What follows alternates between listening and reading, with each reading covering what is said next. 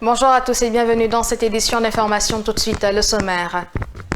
Plusieurs sujets ont été abordés à l'occasion de l'évaluation des ministres à la primature. À la sortie des rencontres, les journalistes présents ont posé des questions liées à l'élection présidentielle, au phénomène de kidnapping et les Guinéens en difficulté en Mauritanie, entre autres. Chaque département, en ce qui le concerne, a tenté d'apporter une réponse. Présentée comme une avancée majeure pour les citoyens, la gratuité de la carte d'identité biométrique suscite désormais des frustrations. Alors que l'annonce avait été largement saluée, la délivrance des cartes devient un véritable casse-tête pour de nombreux citoyens. Face à ces difficultés persistantes, le Conseil national de la transition interpelle les autorités afin d'assurer une mise en œuvre efficace du décret. C'est tout pour le sommaire.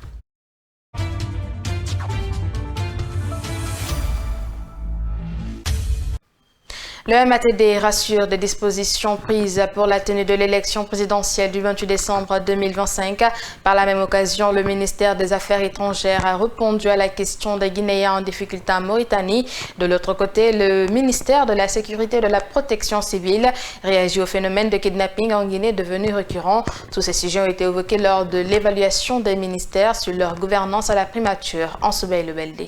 C'est le secrétaire général au nom du ministère de l'administration du territoire et de la décentralisation qui rassure le peuple de Guinée sur les dispositions prises pour la bonne organisation de l'élection présidentielle du 28 décembre 2025. Tout est mis en œuvre aujourd'hui, en tout cas, pour que le 28 décembre puisse se réaliser, que l'élection dont le décret a été pris par le président de la République, soit tenu à cette date.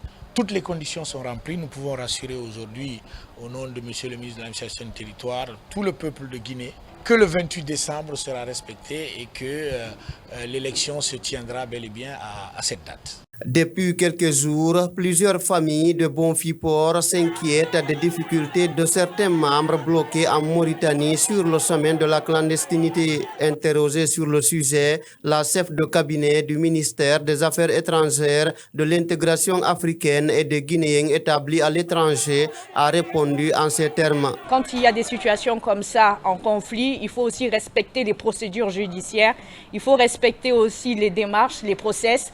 Donc pour l'instant, c'est vrai qu'il y a des Guinéens qui sont bloqués en Mauritanie, mais le gouvernement guinéen, à travers le ministère des Affaires étrangères, déclenche tous les principes, tous les mécanismes pour que nous puissions très bientôt recevoir nos compatriotes qui sont bloqués en Mauritanie.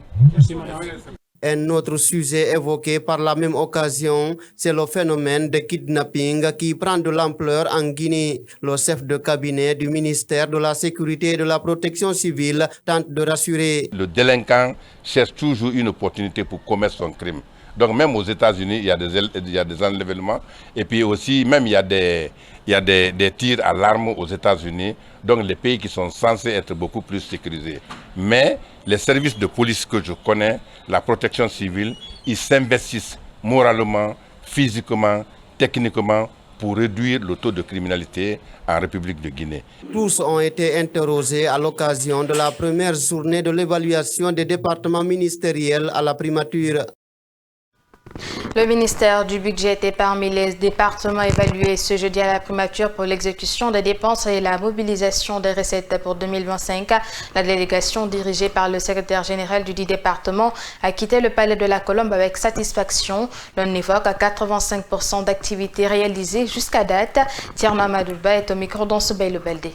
Et dans ce sens, que ce soit à la direction générale des douanes, que ce soit à la direction générale des impôts, que ce soit au niveau même de l'unité politique, des politiques fiscales de la direction du Bureau de stratégie et de développement, ces réformes avancent très bien et elles participent à mobiliser les ressources que vous connaissez aujourd'hui. Monsieur le ministre du Budget l'a dit de façon très claire la dernière fois au CNT lors de l'adoption de la loi de finances rectificative.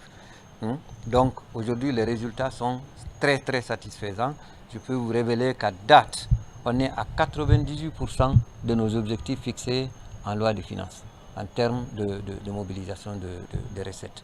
Et de façon globale, on est à 85% de nos objectifs en termes de réalisation d'activités, ce qui est quelque chose d'important et nous sommes sûrs que d'ici la fin de l'année, les 15% aussi vont être obtenus.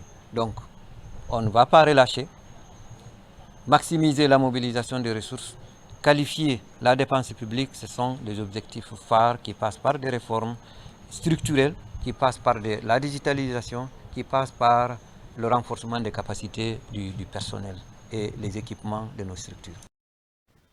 En Assemblée générale, ce samedi à Conakry, le PUP affiche son soutien à la candidature de Mamadi Doumbouya pour la présidentielle du 28 décembre 2025.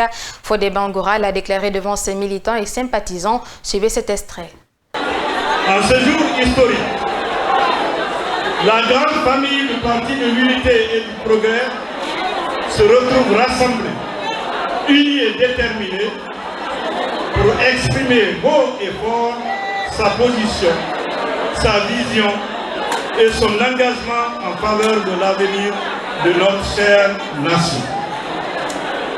La direction nationale du Parti de l'Unité et du Progrès, après consultation de ces structures à la base et l'ensemble des responsables politiques, a décidé d'apporter son soutien à la candidature de candidat Mamadi Doumbouya. Ce choix résulte d'une analyse responsable et lucide du contexte national, des aspirations profondes de notre peuple et des défis majeurs auxquels notre pays reste confronté. Le Parti de l'Unité et du Progrès, fidèle à sa tradition républicaine, à sa vocation d'unité nationale et à son engagement constant pour la paix, considère que la stabilité du pays, la poursuite des réformes et la consolidation des acquis exigent un leadership ferme, visionnaire et cohérent. C'est pourquoi la direction nationale encourage l'ensemble de ses responsables, militants, sympathisants et alliés à voter massivement pour Mamadi Doumbouya afin d'assurer la continuité et le progrès. Je vous l'annonçais au sommaire, la gratuité de la carte d'identité biométrique est instaurée par un décret présidentiel depuis le mois de février 2025. L'application sur le terrain a commencé au mois d'avril sur toute l'étendue du territoire national. Cette nouvelle avait ravi plus d'un, mais aujourd'hui le retrait devient un véritable problème pour les citoyens. Cette situation a poussé le Conseil national de la transition à alerter les autorités concernées pour l'application efficace du dit décret. Mohamed Lamine Dafé. Le retard accusé de la délivrance des cartes d'identité biométriques rendues gratuites par le président de la transition ne passe pas sous silence au Conseil national de la transition. Le représentant du peuple appelle les départements concernés à prendre les mesures dans ce sens. Conformément au décret D 2025-021 PRG CNRD SGG du 2 février 2025, la délivrance de la carte nationale d'identité biométrique est rendue gratuite pour tous les citoyens à la première demande. Malgré cette disposition, et bien que la présidence de la République prenne entièrement en charge les coûts y afférents, on constate que cette disposition n'est pas appliquée dans les faits sur le terrain. Par ailleurs, les délais de délivrance sont considérablement allongés, atteignant parfois plusieurs mois. Le CNT recommande au gouvernement, par l'entremise de Monsieur le ministre de la Sécurité et de la Protection civile, de prendre les mesures appropriées pour assurer l'application stricte du dit décret sur toute l'étendue du territoire national. Dans les quartiers de la capitale Conakry, ils sont nombreux, ces citoyens qui dénoncent la lenteur ou l'impossibilité de récupérer ce document ultra important dans la vie citoyenne des êtres humains. C'est le cas de Michel Ouamouno et Moussa Dramé.